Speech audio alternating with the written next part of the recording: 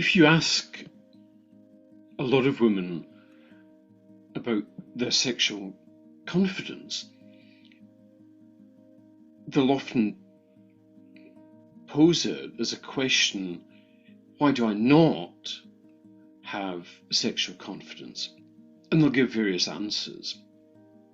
It might be, I've got a negative body image, I'm too focused on the other person when I'm in an intimate space, I feel done to, I don't feel confident in initiating, I don't know what I want, I don't know what to say, I don't know what to do, that kind of stuff.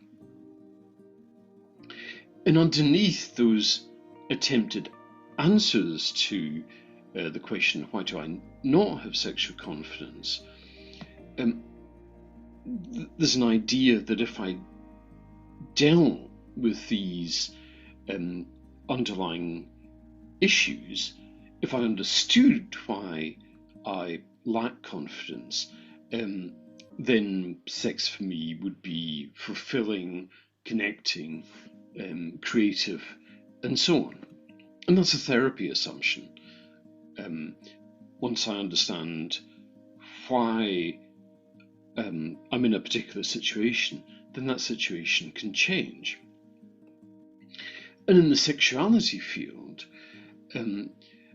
our more contemporary explanation is trauma. So women might very often think, and be encouraged to think, that the reason why they don't enjoy sex is trauma. And so if that trauma can be worked through, then sex would be enjoyable, connecting, and so on. Sometimes in answer to the question of a lack of sexual confidence, there's a bunch of self-judgments. I'm inexperienced, I don't know anything, I'm not enjoying sex because I have a low libido, and lots more. Or judgments about your partner. I'm bored, it's not working for me.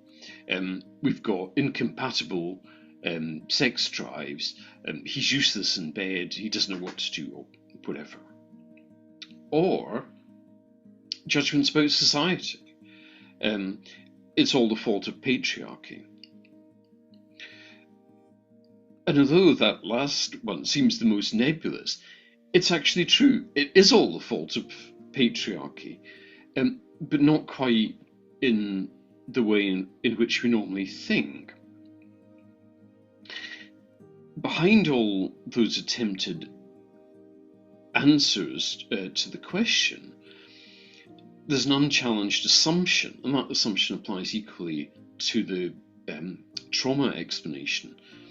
And that assumption is about the nature of sex, namely that sex is primarily to do with genital arousal and orgasm, so the arousal model. Second, it's physical. And thirdly, it's an appetite, like hunger is an appetite. So if sex isn't working for us, we just need to attend to our trauma, or we need to attend to our self-esteem, or we need to get our partner to be better in some way, to go more slowly, or to have more emotional connection, or whatever. But I say that this ignores the fundamental point, that this assumption about what sex is a male perspective.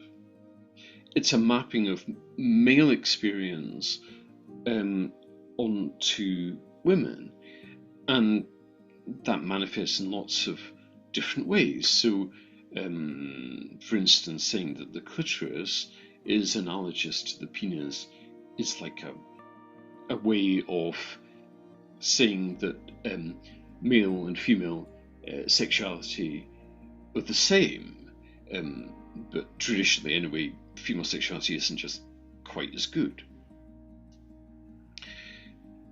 So, from my perspective, and I don't wish to denigrate people who've actually had trauma or have body issues and so on, but my perspective in the round is that the answer to the lack of sexual confidence that many women feel is a simple answer.